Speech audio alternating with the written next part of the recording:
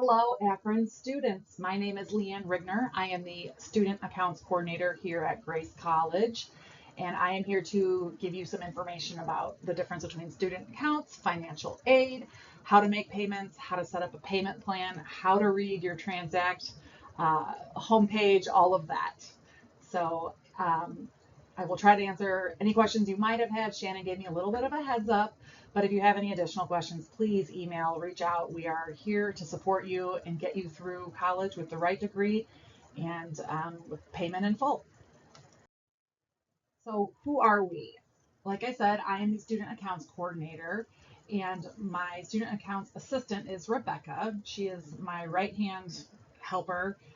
She is the one who answers the student accounts at grace.edu email, and she has also been a student recently, so she really understands the student experience and can help you with logins and all kinds of things that current students need help with.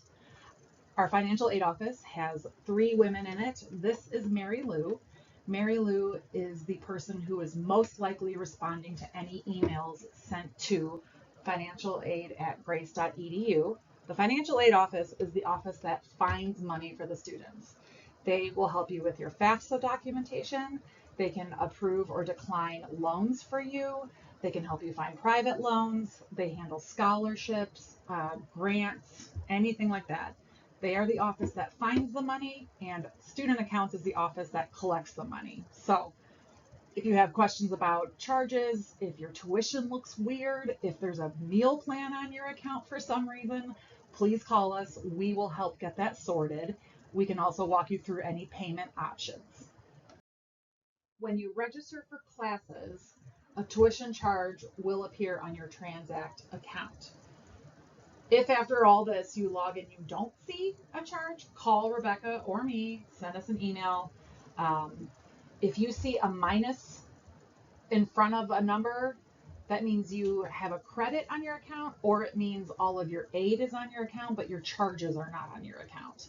If there's a minus in front of the number, it means it's a credit balance. If there's not a minus and it's just a regular amount, $5,000, say that is your debit, that is what is owed, that is a balance. But if there's a minus sign in front of it, that's a credit balance. So this is the way you can get into Transact. Is you're going to go to the Grace portal, which is portal.grace.edu. You're going to go under the student tab, scroll down until you see student billing and paying information, click on pay using Transact, and then it's going to take you to the Transact website, which will say Transact, or it might say Illumia, it might say CashNet. They are almost constantly being bought out, but for simplicity's sake, I'm just going to refer to it as Transact. Once you are logged into your account, you're going to see a menu on the left-hand side of the screen. If you go to Overview, that's going to show you what your balance is in real time. My account will have information like your e-refund information. You can invite guest payers. This is how you would include your parents in anything. If you want your parents to have access or to help pay for school, this is where you would do that under my account and invite guest payer. That's kind of a side issue, but it's a nice feature of Transact.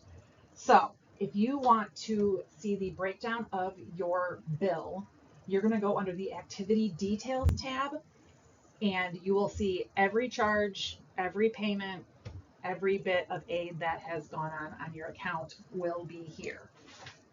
It is organized as the oldest charges at the top and then the newest charges at the end of the list. So if you started in fall of 2025, anything there, you can look and see bookstore charges, there was a payment on the account, there's a meal plan, tuition, etc.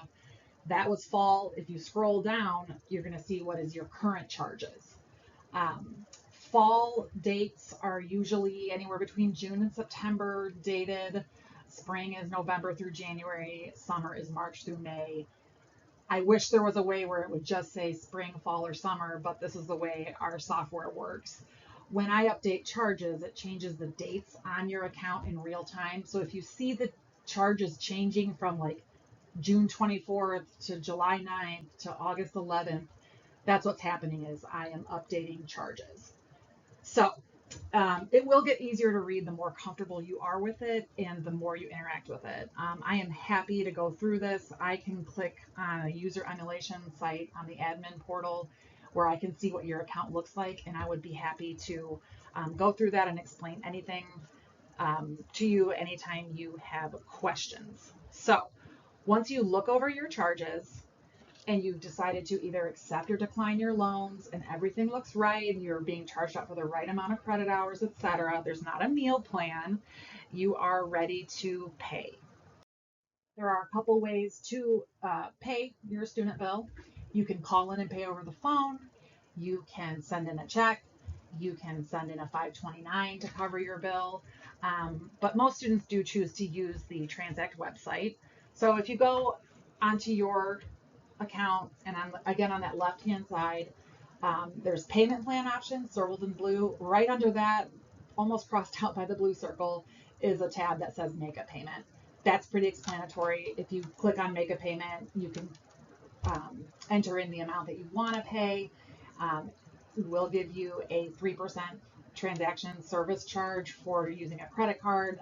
There's a 50-cent charge if you use bank to bank or an ACH. If you're paying with a debit card directly tied to a bank, then it's only 50 cents. Side note, when you log into your account, which I hope you do at least once a month, hint, hint, hint, a notifications window will pop up. You'll see that I can change that message that's circled in yellow. That's where I'm going to tell you the due dates. I'm going to tell you when the bills are out. I'm going to tell you when they are overdue. I'm going to gently encourage you to do this, or I'm going to put you on hold, things like that. So just for future, you can X out on that and then you'll see your name and the balance. But that tends to be where I send messages. If you click on payment plans, a window is going to come up that says payment plan options. At this point, there were two options available. Our payment plans typically are for the 1st of the month and the 15th of the month. So you can either set up a 5-month payment plan for January, February, March, April, May. That would be for spring term. So that's what it is. It's 5 months. It breaks up your tuition in the easiest amount of payments. So you click on that. It shows you the options. You can scroll through and see that this particular payment plan is going to be $1,063.80 for each payment. So you will pay a $50 enrollment fee. You will have to set up a payment plan for each term. So if you need another payment plan in spring, it will be another $50 enrollment fee. If you decide it's easier to just pay in full, or you're able to do that and skip the payment plan altogether, that is fine as well. But you just kind of follow the instructions. Enroll in plan. It's going to make you look over a terms and conditions agreement. You'll just need to look that over and see what date it's going to come out. You can choose to do auto pay. If you choose to do auto pay, make sure that the account is correct, that the routing number and the account number are going to be correct, and that there are sufficient funds in that account. So if you choose auto pay and there isn't money in the account or something is wrong, you'll get a message from Transact saying that did not go through. They will try again in 1 business day. So when you get that message, you are going to need to talk to your bank, call your credit card, figure out what the problem was. Because if that payment doesn't go through again, your payment plan is terminated and then you owe everything all at once. So just make sure that there is money in the account and that everything is good to go for this option. You can also choose to not do auto pay. In that case, you are responsible for logging in every month on the 1st or the 15th and making those payments. This is just a general breakdown of how to pay with us, where to enroll, the enrollment fee. It's a rough outline for deadlines and options by semester. There is never really a hard due date because our calendar year changes so much with when school starts, and January 2nd, I always say spring is due, but this year, January 4th is the first business day. So the last Friday of July is typically the due date for fall. The first business day of January is the due date for spring, and summer is due usually mid-May. billing is just complicated. It's kind of an overlapping Venn diagram of departments and charges and timelines and online students and all kinds of things like that. So this just gives you that idea of when you should be looking for that due date.